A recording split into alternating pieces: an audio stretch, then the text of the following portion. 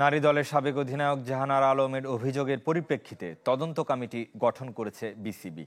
বৃহস্পতিবার রাত 11:15টার দিকে পাঠানো সংবাদ বিজ্ঞপ্তিতে ক্রিকেট বোর্ড জানায়, অভিযোগগুলোর সংবেদনশীলতা বিবেচনা করে তদন্ত কমিটি গঠনের সিদ্ধান্ত হয়েছে। 15 কার্যদিবসের মধ্যে এই কমিটি প্রতিবেদন এবং সুপারিশ জমা দেবে।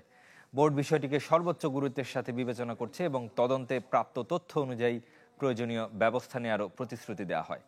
জাতীয় দলে থাকাকালীন যৌন হয়রানির শিকার হয়েছেন সাবেক অধিনায়ক জাহানারা আলম।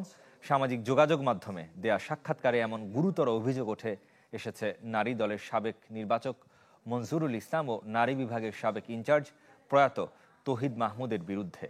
এছাড়াও তার ক্যারিয়ার ধ্বংস করার পেছনে সাবেক এবং বর্তমান কয়েকজন কোচিং স্টাফ ও খেলোয়াড়দের ভূমিকা ছিল বলেও দাবি করেছেন তিনি। এ নিয়ে প্রতিবাদ জানিয়েছে ক্রিকেটারদের সংগঠন কোয়াব। কি বুঝলেন ভাই? অনলি যেটাই চাই।